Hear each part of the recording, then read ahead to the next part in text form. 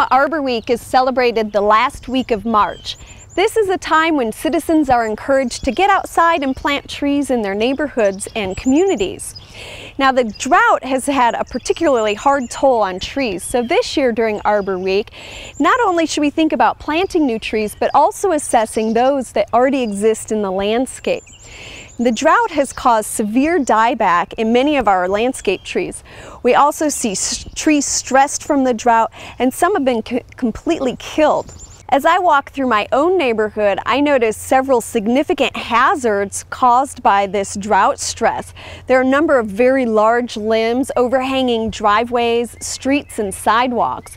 These can fall at any time and should be removed to keep people and property out of harm's way. Assess the trees in your own landscape, and if you need to remove large branches, consult a certified arborist.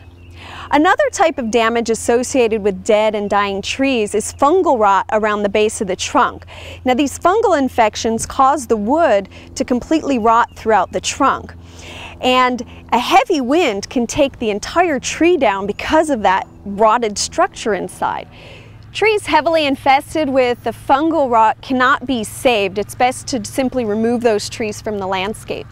Now, many of our landscape practices also impact the health of our trees. For example, many of us are preparing to fertilize our lawns.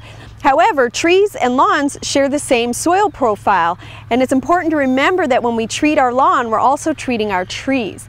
Now, during times of drought, we don't want to fertilize our trees. So if we are going to fertilize a lawn area adjacent to them, we want to make sure to provide that tree plenty of water to flush the salts through the soil profile, because it's actually the salts that can cause root damage to our trees.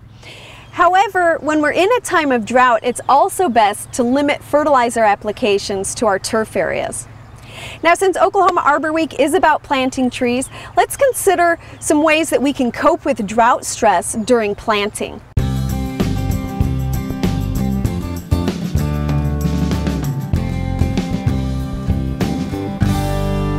Many of us lost trees due to the drought and want to replace those in our landscapes.